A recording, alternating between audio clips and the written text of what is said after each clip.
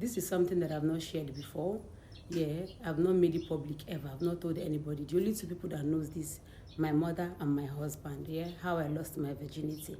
My mother took the virginity from me, and this is what happened. But before I explain what happened, before I tell this story, yeah, I don't care if you judge me or not. I know a lot of you will start saying, she's your mother, no matter what. She carried you for 9 months. If she hated you, she would have removed you. I wish she actually removed me then, because what I went through, I don't understand. And up to today, I don't still understand. So if you want to judge me, judge me. I have daughters. I have children that I don't even know. I need to train them right. I don't want to end up like my mother. I don't want to do to them what my mother did to me. Do you understand? And I can't even scold my daughter even when she's wrong. Every time I try to scold her, I have this fear. I have this anxiety. If I spank her, I have to go and beg her. I have to tell her, I'm sorry, give me a hug, because I don't want to be like my mother. So if you want to judge me, please, by all means, go ahead and judge me. I don't care. Call me names, because everybody's thinking now that we are old, everybody's saying, don't share your story, don't talk, you hurt your mother, how will she feel, how will the community see her, this and that. What of the daughter, what of me, what of that inner child that wants to heal?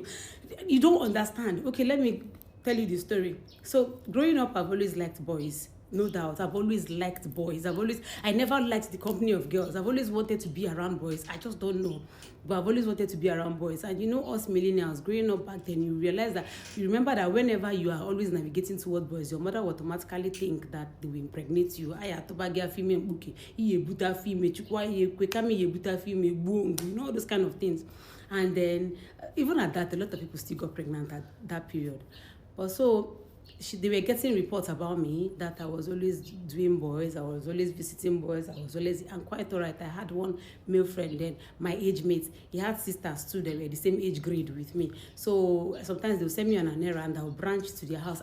I was 14, yeah. So one time, she heard a report, I think from one of my siblings, that I had gone there. And then when I came back, she asked me what the boy and I did. I explained to her, see what we did. We were just watching television and we were just, nothing else. We were watching. She said, it's not true that the boy touched me. I said, no. The next thing, he wasn't, slapped me, you know. I said nothing, and then I was trying to wage when she tries to hit me, I will wage it. When she so she started holding her hand. She said, you are fighting me. So, oh my God, so you have grown to the age of let your father come back. I will tell, I started thinking, what did I do? Then when my father came back, I don't know what she told my father. She escalated the whole thing, told my father that I had slept with the boy, this and that. I had not. I did not do anything with the boy. The next thing, both of them, my father was, if you see the punch, the kind of, like, you cannot give a 14-year-old child that kind of, it was all my upper cord, everything. Then I fell backwards. I couldn't hold myself. And the next thing, I started trying to, I said, okay, she was pushing me to talk.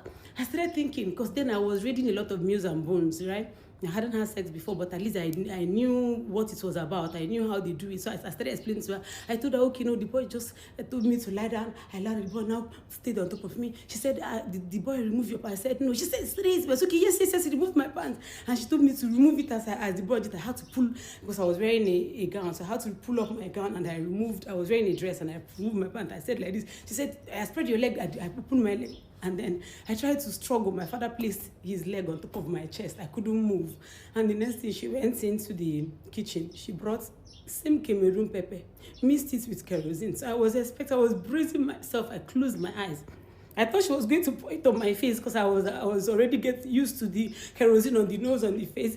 The next thing she did, prior to that, she was always putting pepper on my private, but on the surface. She had never gone deeper, always on the surface.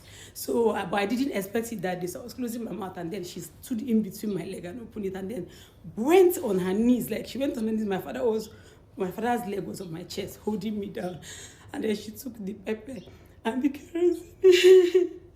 And then she took it, I put her hand. I was screaming for help. I looked up. I saw my other sister standing, like folding her hands, standing and looking at me. My siblings all gathered, and they were staring at me. My mom put, so then, as she was put, I started feeling pain. And then she went stiff and she broke my hymen. And she put her hands, like she's inserted her hands so deep into my vagina. And then the pain made me numb. all the pain, all the blood, all the things on my face. I wasn't feeling those ones. I started feeling it was so painful that I only heard my younger brother, my immediate younger brother. I still remember his voice when he said, meaning you people wanna live this girl, oh, it's too much. You people wanna live her. And then my mother like showed him to get out of here because he was small, you know. He's my immediate younger brother.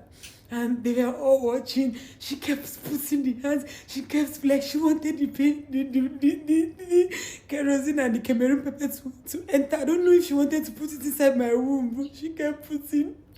She knew when she put her hand, she knew that I was still a virgin. She knew that what she was accusing me of, I didn't do it. She could have stopped at that moment, but she did not. She continued going. She continued going. I felt the fingers, I felt everything. And I just, when they finished, they left me there. And I remember just laying down there telling myself, God, I hate this woman. God, come and take my life. I called her. She went and washed her hand.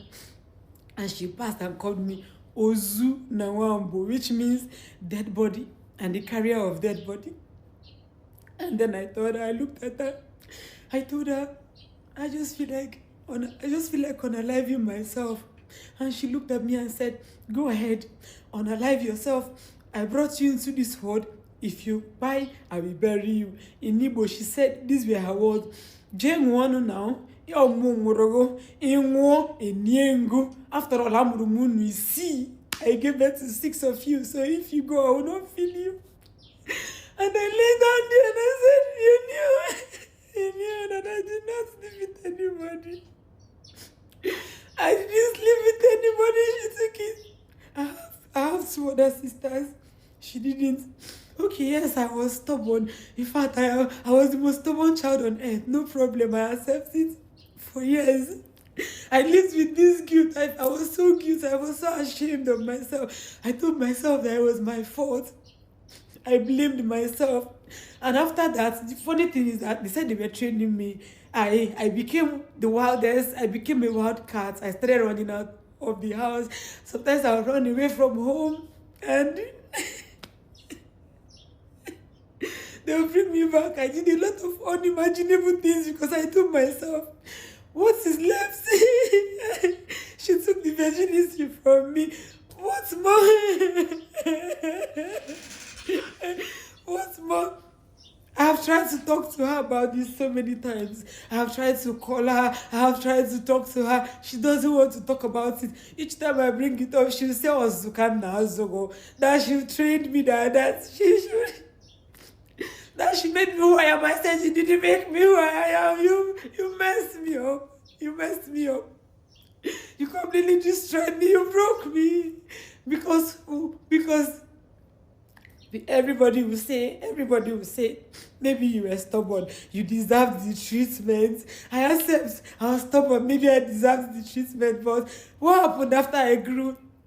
After I became an adult? What now happened? Let me tell you. I grew up, I became an adult, right? One would think that, okay, she doesn't have control over me anymore. I'd gotten to the age where I'll do what I want, say what I want, go wherever I want, you know?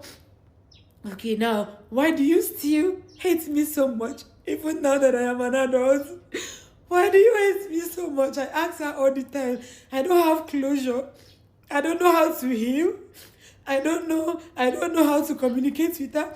I don't know how it feels to have to sit down and have a one-on-one talk. Everything I learned today were things I picked up as I was growing up, and the ones I learned from my husband. Do you understand? So, growing up, I got pregnant. You don't care. You did not show any interest. Every time I feel like this, I go on, I pick up my phone and I block her. And after some time, I'll start feeling guilty. Oh, maybe she was training me. Or maybe my hymen that she broke my virginity. Maybe I deserve it. No, unblock her. She's your mother. I will unblock her and I'll ask her, do you need money?